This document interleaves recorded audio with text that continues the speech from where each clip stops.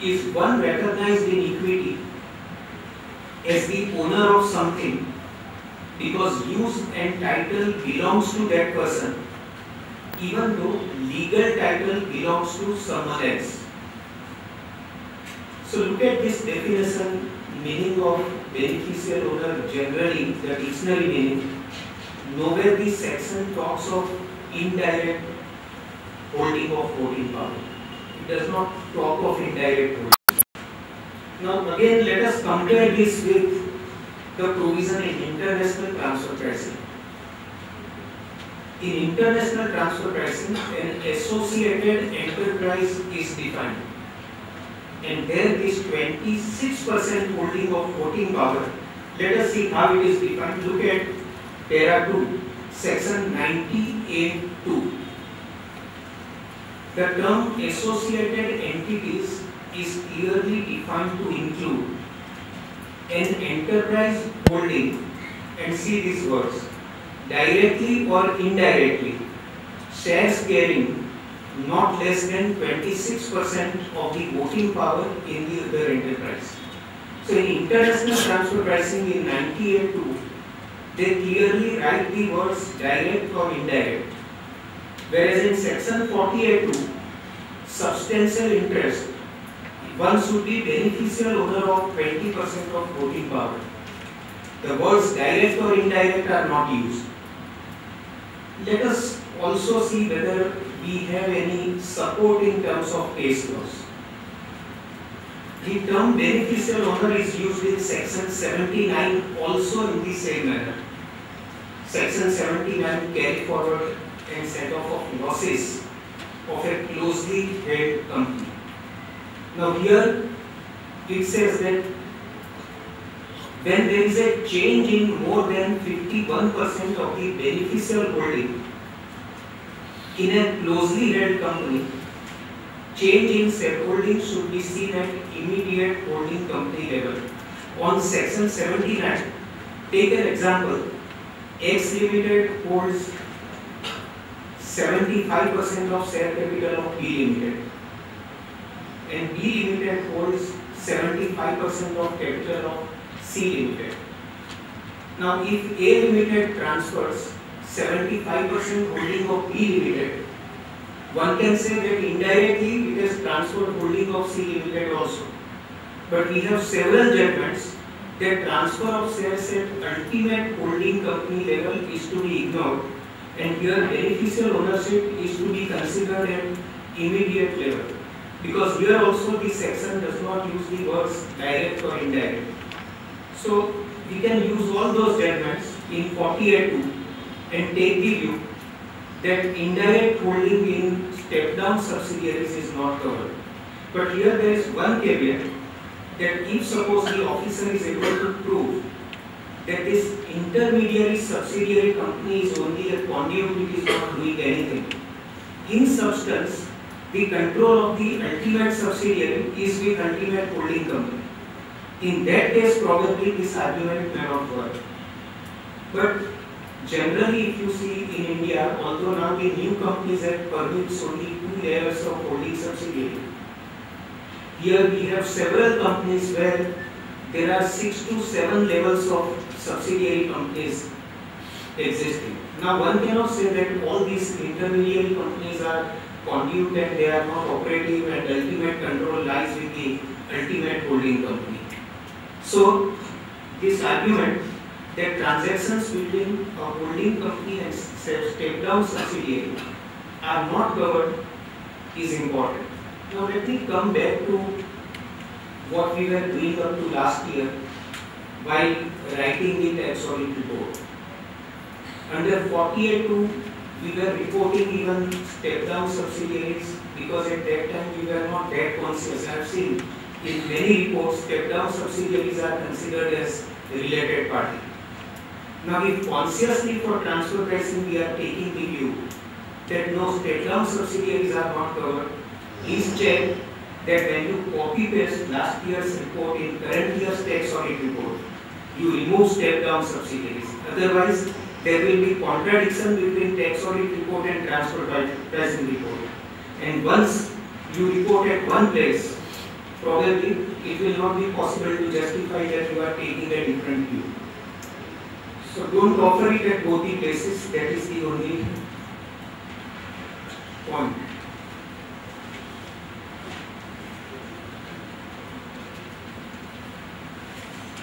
One more point which was covered earlier, whether in case of 48 transactions, income is covered. Now after so many discussions, a view has clearly emerged that no, income side is not covered unless it is a transaction between exempt and non-exempt entity or between exempt and non-exempt unit. The only point which was being considered earlier was that section 92(2)(a) is drafted in this way. Any allowance for an expenditure or interest or allocation of any cost or expense or any income in relation to the specified domestic transactions shall be computed having regard to arm's length price. So subsection 2A talks of income also. Is income covered? Now let us look at 92BA. 92BA specifically provides any expenditure in respect of which payment has been made or is to be made to a person referred to in 40A(2)(b). So, in what case then income is covered? Why subsection 2A covers income? It is very clear, it covers income only in case of transactions between exempt and non-exempt entity covered by ATIA 8, ATIA 10 or 10AA. But not if both the entities are not claiming any exemption. Income side is not covered, only the person making payment has to report. The other entity does not have to report.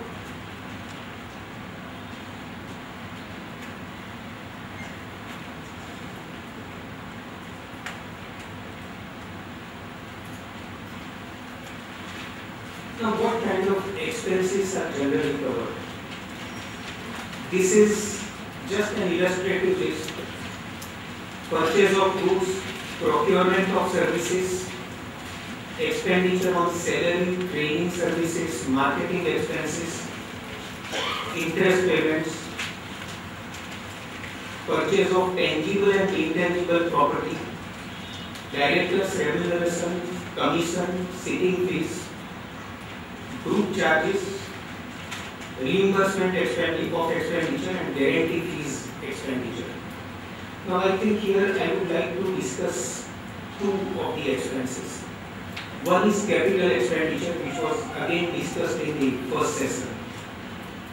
So as it was rightly mentioned, if the capital expenditure is on scientific research and we are claiming 100% deduction under section 35, or if the capital expenditure is in relation to a business where we are claiming deduction under section 35(a)(d) and it is paid to a related party, in my opinion it should be reported if the payment is made to related party, even if it is capital expenditure. Because if you go by the language of 48(2), it speaks of any expenditure which is claimed as deduction. See, if you have claimed an expenditure as deduction either under 35 or under 35(a)(b)(d), AD, 36, 37, all such expenses should be covered. But if it is a capital expenditure on which you have not claimed any such deduction directly, but you have claimed only depreciation, normal plus say additional in case of plant and machinery.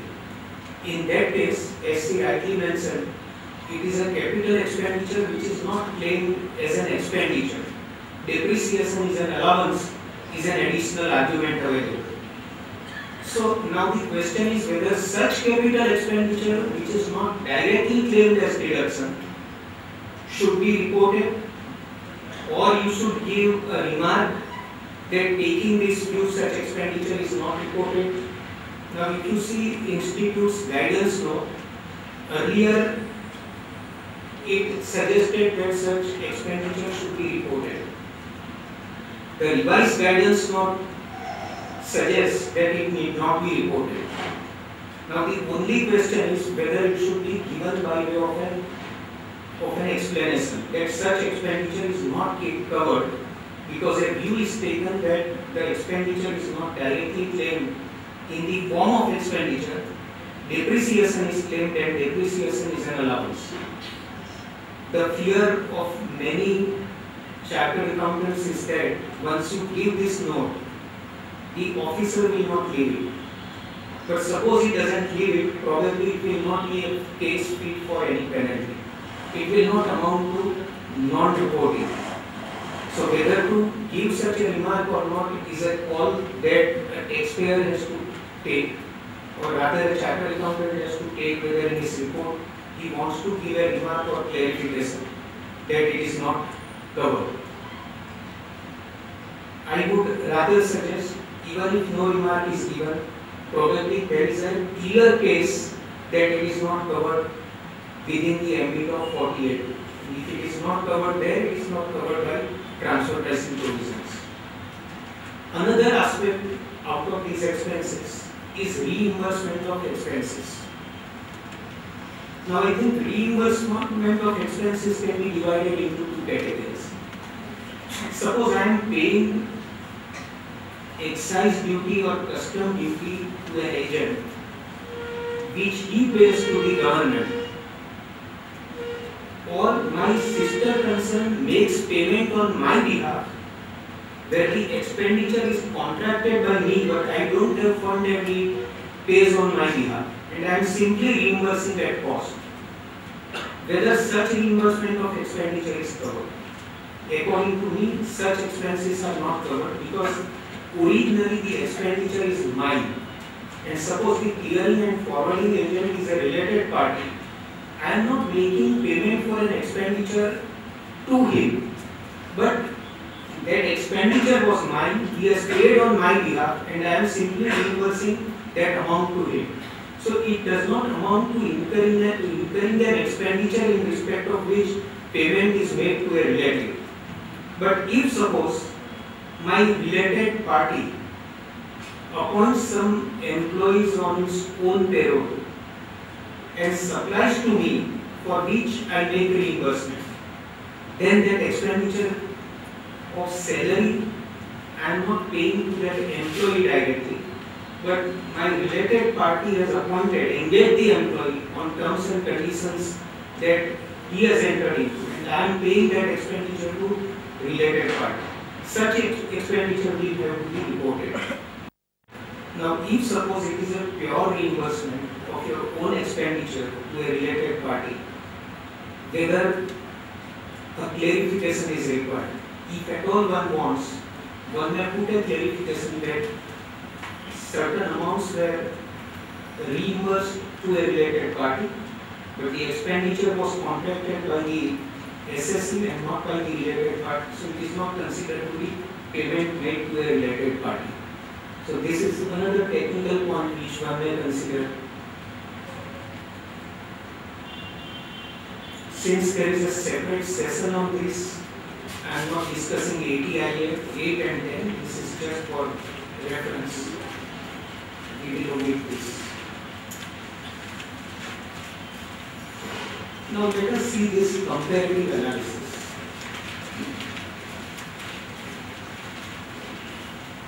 Now, related party transaction as per section 297 of the Companies Act 1956, where under the Companies Act, the current Companies Act, it is still relevant because the section dealing with related parties in the new Companies Act is not so far notified. Among the 98 sections, it is not so far notified. But it will be notified before March it is done. So again we will look at the new Companies Act and see. A director of the company, relative of the director, a firm in which such a director or relative is a partner, any other partner in such firm, a private company of which director is a member or director, And in section 80 IA10 on closely connected person, as it was discussed, there is no guidance. So the only small point is whether an assessee can take related party under the Companies Act and say that it is a closely connected person. My personal view is that probably closely connected person one may have to independently evaluate, go by dictionary meaning, go by the relationship and decide whether the party is a closely connected person or not. But I am not dealing with this in detail because in next session there is a separate session on this. The speaker will deal with this. Now between 48(2) and 80 IA10, some distinction is necessary to understand. In 48(2), substantial interest is defined. In 80 IA10, closely connected party is not defined. That is the distinction. In 48(2), SPT will not be applicable on any payment made to a step-down subsidiary. But in 80 IA10, certainly these transactions will be covered because closely connected person will include even a step-down subsidiary. There the language is not holding of substantial interest in 80 IA10.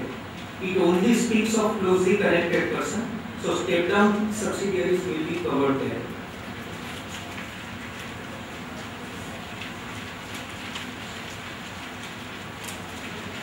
I think we will take a few case studies now. Now suppose RIL has subsidiary 1, under subsidiary 1 it has subsidiary 2. Now if subsidiary 2 is not claiming any deduction under 80 IA, then SPT will not be applicable on any payment made by RIL to subsidiary 2 as per section 48(2)(b). But if subsidiary 2 is claiming deduction under 80 IA, then SPT will apply because then it will become a closely connected person within the broad definition under 80 IA10.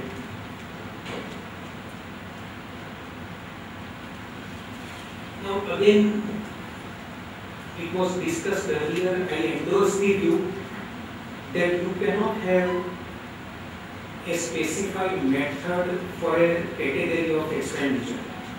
But this is a list of methods which we generally apply. Generally, it is not watertight.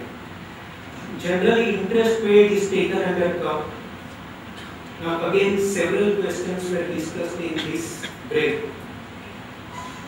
That suppose I take secured loan from a related party and pay interest. It is easy to benchmark and apply curve because even banks have their rates of interest specified according to the credit rating of a particular borrower and the nature of industry. So it is possible to follow curve. But in the case of a real estate, that is builder, developer or real estate dealer, where they borrow at 24% to 30% per annum rate of interest, unsecured loan, how to follow curve and whether there will be any justification. Now if you ask personally, according to me, see you can't follow curve, but there can be justification even if you have paid interest to a related party. See, you can't have a bank's quote. If you ask even Citibank, ICICI Bank or any private sector bank that for personal loan, what interest you are charging, it will be in the range of 18 to 19%. Not about 20% at all. Now for unsecured loan, if this is the rate of interest charged by banks on personal loan, can you apply this rate to real estate industry, where normally borrowing is done at 24% to 30% and where money is borrowed from a related party? I think here, as DI suggested, if you lay down your facts clearly, explain the industry in which you are operating and provide a few examples of independent party borrowings where similar rate of interest is charged, probably it is a good benchmarking and you have benchmarked your transaction properly. So it is not necessary that all the time when you follow up only from public domain you should have a quotation or a benchmarking percentage. Guarantee commission generally curved, but of late in international transactions you have seen many tribunals have gone by the interest rate. It means if holding company has given guarantee for subsidiary, without that guarantee at what rate subsidiary would have got loan from bank, and with that guarantee at what rate bank has given loan. Suppose without guarantee it would have been 14%, with guarantee it is 12%, 2% is the spread. Tribunals have said then 1% guarantee commission should be charged. So either you follow up, obtain quotes for bank guarantee from banks or similar institutions providing full credit worthiness and details, or you follow the interest paid method. Now interest paid method is not accepted in all cases. They have gone in appeal and they have argued that curve is the right method. But then this is the latest development. So there is another method.